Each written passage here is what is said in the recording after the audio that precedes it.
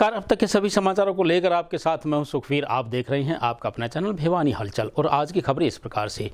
रविवार को स्वतंत्रता सेनानी उत्तराधिकारी कल्याण संगठन द्वारा स्थानीय राजपूत धर्मशाला में स्वतंत्रता सेनानी हरफूल सिंह यादव की 108वीं जयंती पर एक कार्यक्रम का आयोजन किया गया। ढाणी चरखान निवासी हरफूल सिंह यादव के भारत की स्वतंत्रता के लिए योगदान को याद करते हुए उनके परिजनों व नगर के प्रबुद्ध नागरिकों ने उनकी प्रतिमा पर पुष्प अर्पित किए। रविवार को स्वतंत्रता सेनानी श्री हरफूल सिंह यादव जी के 108वें जन्म दिवस पर स्थानीय राजपूत धर्मशाला में स्वतंत्रता सेनानी उत्तराधिकार कल्याण संगठन द्वारा कार्यक्रम का आयोजन किया गया, जिसमें अनेक गणमान्य व्यक्तियों ने पहुंचकर स्वतंत्रता सेनानी श्री हरफूल सिंह यादव जी की प्रतिमा पर पुष्प अर्पित किए व उनके बलिदान को याद किया गया। आपको बता दें कि स्वतंत्रता सेनानी श्री हरफूल सिंह यादव का जन्म 28 अगस्त 1914 को ढाणी चरवान पतराम गेट भिवानी में श्री लक्ष्मण सिंह यादव के घर पर हुआ था। श्री हरफूल सिंह यादव ने 5वीं तक की शिक्षा प्राप्त की। इसी दौरान उनके पिता और माता की मृत्यु हो गई तथा वे अपना घर छोड़ देश आज़ादी की लड़ाई में कूद गए और अंग्रेजों का विरोध करने लगे। इसी दौरान अंग्रेजों ने श्री हरफूल सिंह यादव को गिरफ्तार कर लिया और लाहौर जेल भेज दिया। कुछ दिनों के बाद इन्हें छोड़ दिया गया। ये फिर से अंग्रेजों के खिलाफ आंदोलन करने लगे तो अंग्रेजों ने फिर से गिरफ्तार कर लिया और मुल्तान जेल भेज दिया गया। 2 साल बाद इन्हें छोड़ दिया गया तो यहाँ से सिंगापुर चले गए और 15 मार्च 1941 को आज़ाद हिंद फौज में भर्ती हुए। अंग्रेजों की इतनी कठोर यातनाओं के बाद भी भारत माता का यह सपूत इनके आगे नहीं झुका। श्री हरफूल सिंह यादव आज़ाद हिंद फौज के सच्चे सिपाही व क्रमठ देशभक्त योद्धा थे, जिन्होंने वतन की आज़ादी के लिए अनेक कष्ट एवं यातनाएं सही। श्री हरफूल सिंह यादव को बहादुरी व भारत माता को आज़ाद करवाने के लिए 15 अगस्त 1972 को तत्कालीन प्रधानमंत्री इंदिरा गांधी ने राष्ट्र की ओर से तामपत्र देकर सम्मानित भी किया था। स्वतंत्रता सेनानी उत्तराधिकारी कल्याण संगठन की तरफ से आज श्री हरफूल सिंह यादव जी का 108वां जन्म दिवस के उपलक्ष्य में श्रद्धा के पुष्प अर्पित करने के लिए सभी स्वतंत्रता सेनानी परिवारों के लोग इकट्ठे हुए, जिसमें उनके सुपुत्र श्री रामपाल यादव जी और उनके सुपुत्र श्री कुलदीप यादव जी यहाँ उपस्थित हैं। श्री हरफूल सिंह यादव जी का जन्म पतराम गेट ढाणी चरखान भिवानी में हुआ था 28 अगस्त 1914 को। श्री हरफूल सिंह यादव जी 1941 के अंदर सिंगापुर में जाकर आज़ाद हिंद फौज में भर्ती हुए थे। इससे पहले वो विभिन्न जेलों में भी गए, जैसे Multan jail, Lahore jail, Faridkot jail. भर्ती होने के बाद में वो बर्मा की लड़ाई में और वहाँ जापान की लड़ाई में भी उन्होंने हिस्सा लिया था। उसके बाद में जब वो यहाँ सिंगापुर के अंदर गिरफ्तार हुए, जब देश की रिहाई हुई उस टाइम वो सिंगापुर जेल में थे और जब जैसे ही देश आज़ाद हुआ वो सिंगापुर से रिहा होके अपने यहाँ भिवानी शहर में आके अपना काम करने लगे। उसके आने के बाद ही उनकी शादी और शादी के उपरांत उनके 7 बच्चे हैं, जिसमें 3 लड़के और 4 लड़के। सन 5 दिसंबर 1975 को वो इस दुनिया से चले गए, जो कि आज हमारे दिलों में है, न के आज हम मेन उद्देश्य श्री हरफूल सिंह यादव जी का जन्म दिवस मनाने का है कि युवाओं को प्रेरित करना। हम चाहते हैं कि सभी युवा श्री हरफूल सिंह यादव जी व उनकी जीवनी के बारे में जानकारी रखें और लोगों भिवानी शहर को विशेष तौर पे ये पता चले कि भिवानी शहर में स्वतंत्रता सेनानी Shri Harphool Singh Yadav ji. Animal sympathy organisation सदस्यों द्वारा भिवानी जिले के विभिन्न गांवों में जाकर सुअरों में फैल रही स्वाइन फ्लू बीमारी को रोकने के लिए चलाया जा रहा है विशेष अभियान। यह कहना है ऑर्गेनाइजेशन सदस्यों का। वहीं उन्होंने बताया कि सुअरों में फैल रही इस बीमारी को दूर करने के लिए सुअर पालकों को जागरूक भी किया जा रहा है। हरियाणा प्रदेश में अफ्रीकन स्वाइन फीवर बेजुबान सुअरों को मौत की नींद सुला रहा है, जबकि पशुपालन विभाग के पास इसके बचाव की वैक्सीन भी उपलब्ध नहीं है। एनिमल सिंपैथी ऑर्गेनाइजेशन की टीम द्वारा भिवानी जिले जिले के गाँव में घर घर जाकर सुअर पालकों के सुअरों को स्वाइन फीवर की वैक्सीन की जा रही है। साथ ही इससे बचाव के लिए उपाय भी बताए जा रहे हैं। संस्था द्वारा गाँव खरक, गाँव चांग, गुजरानी, तोशाम, शहर भिवानी, मुंडाल, हलवास, देवसर, दिनोद व अन्य गाँवों के सुअर पालकों से पिछले कई दिनों से एनिमल सिंपैथी ऑर्गेनाइजेशन जाकर दलित समाज के सुअर पालकों के दर्द की वीडियो रिकॉर्ड कर रही है। सुअर पालकों के मन में पशुपालन विभाग व सरकार के प्रति बहुत रोष है। वहीं सुअर पालकों ने बताया कि ना तो पशुपालन विभाग ने स्वाइन फीवर की वैक्सीन ना ही कोई दवाई उपलब्ध कराई। साथ ही प्रतिदिन पशुपालन विभाग झूठे आंकड़े हरियाणा सरकार के समक्ष प्रस्तुत कर रहा है, जबकि हजारों की संख्या में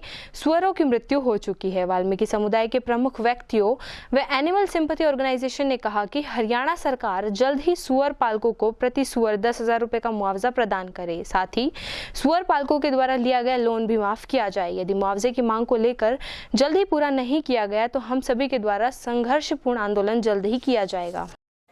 नमस्कार जी, हमारे गांव दिनोद में हम सुअर पालन करते हैं सर, और कुछ समय अभी बीमारी आ रही है सर, इसका कोई उपाय नहीं है। और हमने प्रशासन से भी और गांव में मेडिकल हैं उनसे भी सुविधा मांगी, लेकिन किसी ने हमारी मदद नहीं की, और जिसके कारण हमारे 10 से 15 सुअर मर भी चुके हैं। हम सरकार से अनुरोध करते हैं कि हमारा यही एक व्यवसाय है जिसके करके हम इनको पालते और अपना पालन पोषण करते हैं, हमारे बच्चों का निर्वाह करते हैं, और यही है व्यवसाय। अगर हमारा नाश हो गया तो हम कहाँ जाएंगे सर, और इसके करके हम सरकार से अनुरोध करते हैं कि वो हमें मुआवजा दे। कपास की फसल को गुलाबी सुंडी से बचाने के लिए कपास के खेतों में सुनिश्चित करें बरसाती पानी की निकासी। यह कहना है कृषि उपनिदेशक डॉक्टर आत्माराम गोदारा का। वहीं उन्होंने कपास की फसल को महत्वपूर्ण बतलाते हुए किसानों को अपनी फसलों में यूरिया व जिंक के घोल का स्प्रे करने की सलाह दी। हरियाणा की खरीफ की नकदी फसलों में कपास का महत्वपूर्ण स्थान है। हरियाणा में कपास की औसत पैदावार 4 से 5 क्विंटल प्रति एकड़ है, परंतु कई प्रगतिशील किसान उन्नत कृषि क्रियाएं अपनाकर 10 से 12 क्विंटल प्रति एकड़ तक भी पैदावार लेने में सफल हुए हैं। भिवानी जिले में इस वर्ष खरीफ 2022 में लगभग 2,26,810 एकड़ में कपास की बिजाई की गई है। यह जानकारी देते हुए कृषि उप निदेशक डॉक्टर आत्माराम गोदारा ने कपास के किसानों को सलाह दी कि वे अधिक बरसात के बाद कपास के खेत से पानी की निकासी सुनिश्चित करें तथा कपास की फसल यदि 100 दिन से ऊपर की हो गई है तो 13,045 2 पैकेट प्रति एकड़ के हिसाब से 2 स्प्रे 10 दिन या 15 दिन के अंतराल पर जरूर करें। और अगर फसल 100 दिन से कम है तो आप जिंक और यूरिया का स्प्रे भी कर सकते हैं। 2.5% यूरिया व 0.5% जिंक का घोल बनाकर स्प्रे करें। साथ ही उन्होंने बताया कि जुलाई से अक्टूबर तक चित्तीदार व गुलाबी सुंडियों फलिय भागों पर आक्रमण करती है। आरंभ में चित्तीदार सुंडियां टहनियों कोपलों के ऊपरी भागों में छेद कर घुस जाती है तथा प्रभावित कर फल मुरझाकर लटक कर वह सूख जाता है। फल आने पर चित्तीदार व गुलाबी सुंडियां अंडों में से निकलने के तुरंत बाद कलियों व बन रहे टिंडों में घुस जाती है तथा अंदर ही अंदर फूल के भागों, बन रहे बीजों व कपास को काटकर खाती रहती है। अतः किसानों को सलाह दी जाती है कि वे गुलाबी सुंडी से प्रभावित पौधों पर लगी पंखड़ी नुमा बोकी वह रोजेट फूल आदि को समय समय पर एकत्रित कर नष्ट करते रहें। वह गुलाबी सुंडी की निगरानी के लिए 2 फेरोमोन ट्रैप प्रति एकड़ लगाए। हाँ, जिला भिवानी में 2,26,000 एकड़ में कपास की फसल बोई हुई है, और मेरा किसान भाइयों को यही सलाह है कि इस समय जो फसल हमारी बहुत अच्छी है, और जो खाद किसान भाइयों ने बिजाई में डाली थी या बिजाई के बाद उस खाद का पौधे द्वारा अपनी वेजिटेटिव ग्रोथ, वनस्पतिक जो वृद्धि करता है पौधा, उसमें काम ले लेता है। और इस समय जो हमारी फसल है वो फ्लावरिंग स्टेज पे है, टिंडे बढ़ने की स्टेज पे है, तो इस समय खाद की ज़्यादा ज़रूरत होती है पौधे को। तो किसान भाई अपना खाद ज़रूर डालें इस समय, और ख़ास करके आप 13,045 जो NPK है उसका प्रयोग करें, ताकि आपको क्या है उससे ज़्यादा फ़ायदा होगा, और पौधा पत्तों के द्वारा उसको 80% तक कंजप्शन कर लेता है, उपयोग में आती है वो। तो किसान भाई NPK का स्प्रे करें, और इसके साथ साथ दूसरे किसान भाई जिंक और यूरिया का भी स्प्रे कर सकते हैं। 2.5% यूरिया, यानी कि 100 लीटर पानी में 2.5 किलो यूरिया और आधा किलो जिंक, 0.5% जिंक का स्प्रे करें, ताकि जिंक यूरिया की कमी ना आए और पौधा अपनी अच्छी वृद्धि कर सके और जो टिंडे और फूल है वो अच्छी तरह बने और अच्छी उत्पादन ले सके। और अभी इस समय जो हमारा कपास की फसल है बहुत अच्छी है और इसमें तेला चेपा तो आता रहता है और 1-2-3 साल से हमारे एरिया में अब पूरे हरियाणा में ही है, वैसे तो भिवानी में क्या है, पिंक बोलवर्म का अटैक देखा जा रहा है, जिससे किसान भाइयों को पिछले साल भी काफ़ी नुकसान हुआ है। तो किसान भाई हर एकड़ में 2 फेरोमोन ट्रैप जो आते हैं वो लगाएं ताकि पिंक बोलवर्म का सबसे अच्छा प्रबंध हो सके, क्योंकि वो जो ट्रैप लगाते हैं फेरोमोन ट्रैप है और उसमें जो ये पिंक बोलवर्म का जो कीड़ा है, पतंगा है, वो उसमें एक कैप्सूल रखा जाता है जिससे उसकी स्मेल आती है, मादा की स्मेल होती है, तो उसमें वो इसका पतंगा फंस जाता है। तो अगर किसान भाई 1 एकड़ में 2 जगह ट्रैप लगा लेंगे तो उसमें पिंक बोलवर्म का बहुत ज़्यादा मतलब कंट्रोल हो जाएगा। तो हर किसान भाई से मेरी यही सलाह है कि वो पिंक बोलवर्म के लिए पतंगे को पकड़ने के लिए ट्रैप लगाएं ताकि उसका इलाज हो सके, क्योंकि अगर पिंक बोलवर्म को हमने कंट्रोल नहीं किया तो फसल में काफ़ी 40 से 50% तक नुकसान कर सकता है।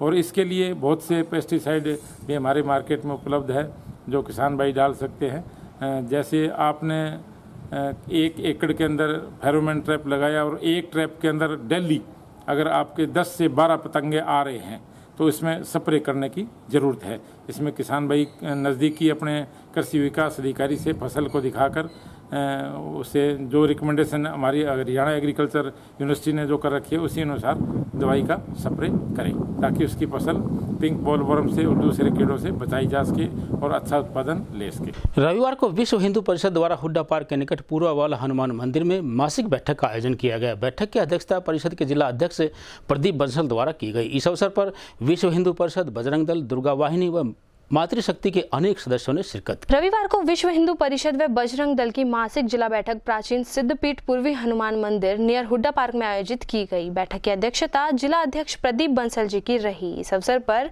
विश्व हिंदू परिषद के प्रांत विशेष संपर्क प्रमुख श्री डॉक्टर ब्रिजेश कुंतल जी विशेष रूप से मौजूद रहे और विश्व हिंदू परिषद, बजरंग दल, दुर्गा वाहिनी, मातृशक्ति के जिला व नगर के सभी कार्यकर्ता भी उपस्थित रहे। बैठक में विजिट के विस्तार के साथ साथ आगामी कार्यक्रमों की चर्चा कर रूपरेखा भी बनाई गई। वहीं ब्रिजेश ने बताया कि समाज के हर वर्ग में संस्कारों और धर्म का प्रचार कर सभी को जागरूक करना है। ये विश्व हिंदू परिषद और बजरंग दल की जिला मासिक बैठक है। इसमें जो पीछे हमने जो कुछ किया समाज के लिए, अच्छे कार्य किए, धर्म के लिए, संस्कृति के लिए, उनके बारे में चर्चा की जाएगी बैठक में। और आगे आने वाले समय में कौन कौन से व्रत, त्यौहार और कार्यक्रम करने हैं उसके बारे में बैठ के चर्चा होगी।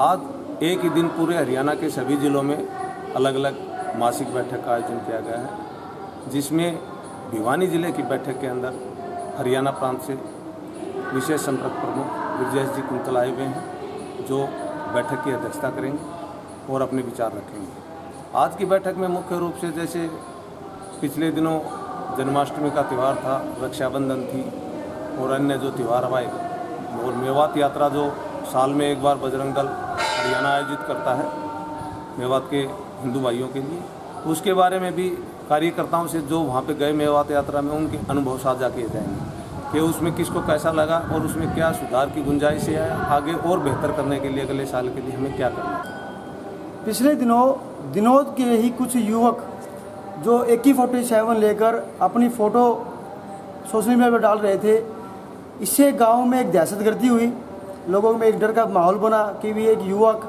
जो AK-47 की बंदूक को फ़ोटो लेकर और बड़े बड़े हथियारों की फ़ोटो लेकर अपने साथ लेकर उसकी फ़ोटो सोशल मीडिया पर डाल रहे थे। जिसकी जानकारी गांव के अंदर गई तो पता चला कि वो गांव के नहीं है बल्कि बाहर से हैं।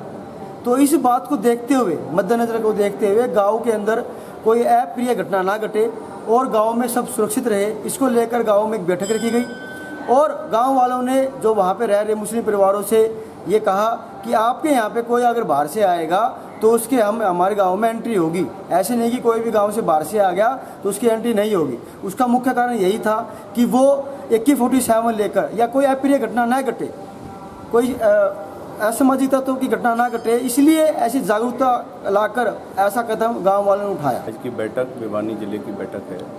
इसमें विगत 2 माह के जितने कार्यक्रम हुए हैं उनकी समीक्षा आगामी 2 माह के कार्यक्रमों की योजना बनाने के लिए पूरे जिले की टोली बैठेगी। हम सब मिलकर अच्छे निर्णय लेंगे। पशु चिकित्सालय भिवानी के विशेषज्ञ डॉक्टर आनंद प्रकाश ने दुधारू पशुओं में फैल रही थनैला रोग की रोकथाम के लिए अनेक महत्वपूर्ण सुझाव पशुपालकों को दिए हैं।